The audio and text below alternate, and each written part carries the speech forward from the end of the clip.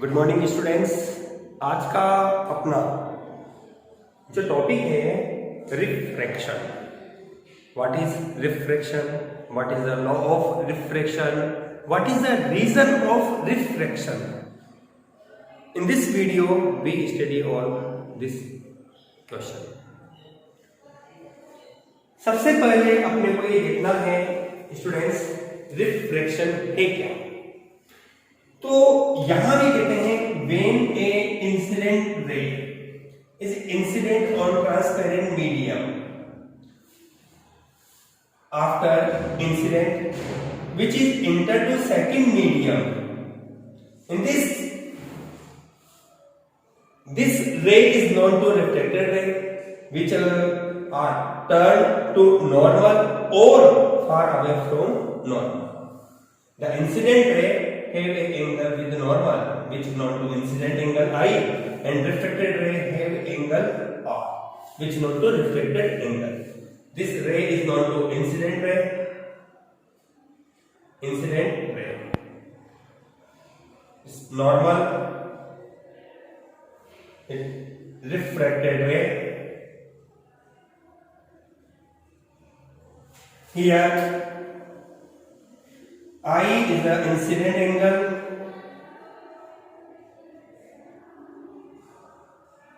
and R is the refracted angle.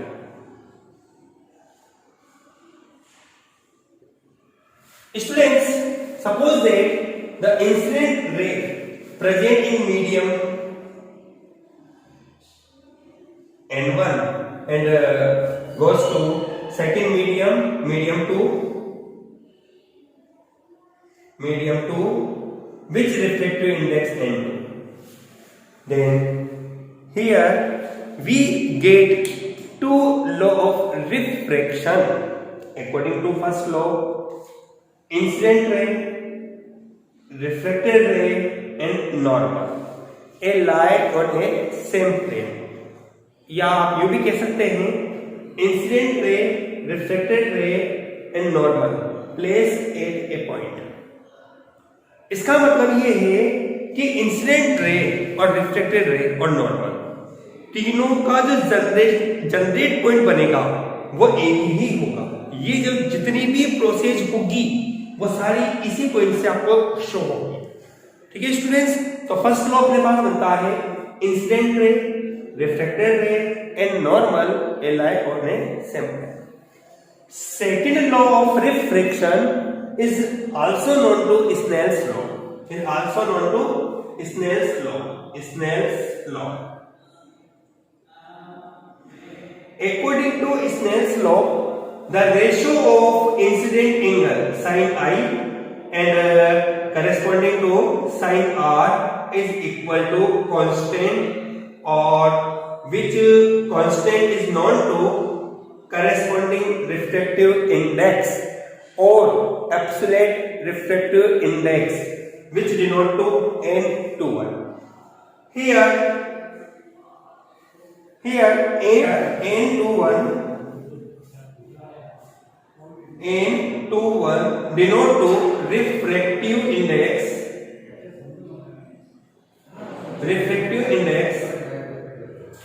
of medium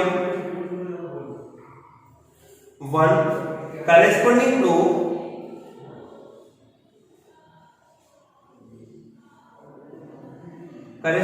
to medium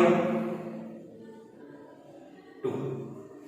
ठीक है students, देखो students एक और इंपॉर्टेंट बात बताऊं मैं आपको, जो अपने राजस्थान बोर्ड में क्वेश्चन आया हुआ है RBSS, Rajasthan board secondary senior secondary exam में अपने पास ये क्वेश्चन आया हुआ है 2015 और 16 में। What is the unit of refractive index. तो students it is unitless and dimensionless physical quantity.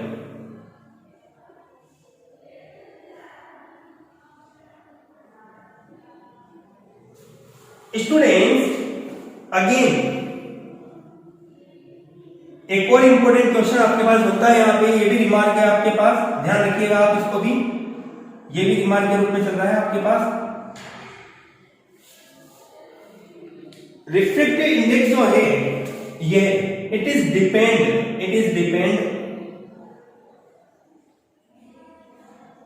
On wavelength of light, colour, temperature,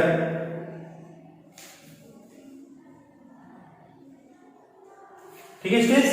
ये क्वेश्चन भी आपके पास राजस्थान बोर्ड में आपके पास आ सकता है। देखिए अभी तक आपने जो पढ़ा उसमें फर्स्ट व्हाट इज रिफ्रैक्शन, तो इसमें अपने कहा students when A light passing through from medium 1 to second, then in second medium the refracted ray are turned to normal or far away from normal. This phenomenon, this law is known to refraction. In this we have two law of refraction. According to first law, incident ray, refracted ray and normal lie on a same plane or same point.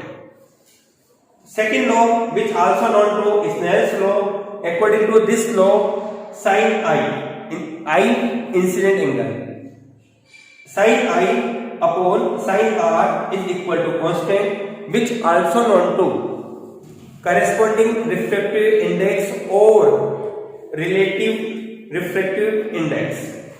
Here n to 1 देखो students एक trick आपको बता रहा हूं मैं यहां पर, 1 last इधर से देखते हो तो फर्स्ट एलिमेंट है आपके पास और इधर से आप पढ़ते हैं तो उसको लास्ट एलिमेंट है। तो नंबर 1 जो है ना ये डिनोट करेगा इंसिडेंट रे वाले मीडियम को और नंबर 2 जो है वो डिनोट करेगा रिफ्रैक्शन वाले मीडियम को, ठीक है ना। तो नंबर 1 जैसे मान लीजिए अपने पास यहां पर ग्लास और ये वाटर होता, ठीक है। अब ग्लास और वाटर होता तो मैं इसको क्या लिखता, एन W और G, मतलब जिस मीडियम में इंसिडेंट रे रहेगी ना वो पीछे आएगा, वो बैक साइड आएगा और जिसमें रिफ्लेक्टेड रे रहेगी वो आगे की ओर आएगा आपके पास, ठीक है स्टूडेंट्स। तो अपने पास क्या प्रोसेस बनेगा, इसको अपन कैसे पढ़ेंगे, reflective index of medium first corresponding to medium 2। यहां मैंने आपको दो क्वेश्चन 2016 में 2015 और 16 में जो आए हुए हैं उनको मैंने बताया है आपको। पहला क्वेश्चन ये था what is the unit of refractive index और सेकंड क्वेश्चन था which physical quantity which refractive index is depend on which physical quantities. तो फर्स्ट क्वेश्चन के रूप में अपने पास है it is unitless and dimensionless physical quantity. Refractive index जो आपके पास है वह यूनिटलेस और डायमेंशनलेस फिजिकल क्वांटिटी होती है आपके पास। सेकंड यह जो डिपेंड करता है ये वेवलेंथ पर डिपेंड करता है, ठीक है ना। कलर्स पे लाइट ऑफ कलर जो भी रे आपने इंसिडेंट करी है उसका कलर्स क्या है, जैसे विबग्योर वॉयलेट कलर है, रेड कलर है, ग्रीन कलर है या येलो कलर है या ऑरेंज कलर है, उस पर डिपेंड करता है कि रिफ्रैक्टिव इंडेक्स किसका ज्यादा बनेगा या किसका कम होगा। और टेम्परेचर देखो हमने पहले हमारी क्लास में बताया भी है, कई ऐसी फिजिकल क्वांटिटी होती है जिसको हमें याद नहीं होता कि किस पर डिपेंड कर रहा है, लेकिन 1 मार्क्स का क्वेश्चन आ गया, ठीक है ना। तो आप वहां पर कम से कम टेम्परेचर आप जरूर लिख दीजिए कि टेम्परेचर पर, क्योंकि मैक्सिमम 99.99 फिजिकल क्वांटिटी जो है अपने पास वो टेम्परेचर पर डिपेंड करती है, ठीक है स्टूडेंट्स। चलिए ये अपने पास एक छोटा सा पॉइंट अपने पास रहा रिफ्रैक्शन से रिलेटेड। बच्चों यहां पर अपने को एक पॉइंट और मैं आपको बता रहा हूं, ध्यान रखना। कुछ बातें हैं नोट के रूप में। नंबर 1 वेवलेंथ बता रहा हूं मैं आपको। वेवलेंथ मैक्सिमम जो होती है आपके पास वो रेड कलर की होती है, रेड कलर की मैक्सिमम वेवलेंथ बनेगी और मिनिमम जो वेवलेंथ होती है आपके पास वो वॉयलेट कलर की होती है। वॉयलेट कलर की जो वेवलेंथ होती है सबसे मिनिमम होती है आपके पास, ठीक है। क्योंकि आगे भी हमारी वीडियो में हम आपको इस चीज के बारे में बताएंगे, अभी क्योंकि ये चीज चलती रहेगी, ये प्रोसेस चलता रहेगा बार बार अभी आपके पास।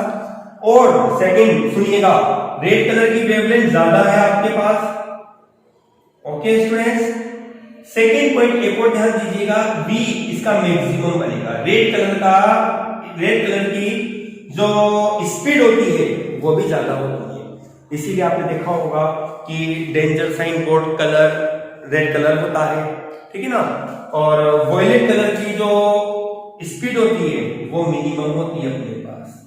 वॉयलेट कलर, ब्लू कलर इसमें आता है ना, ये ब्लू कलर के रूप में अपने पास आता है।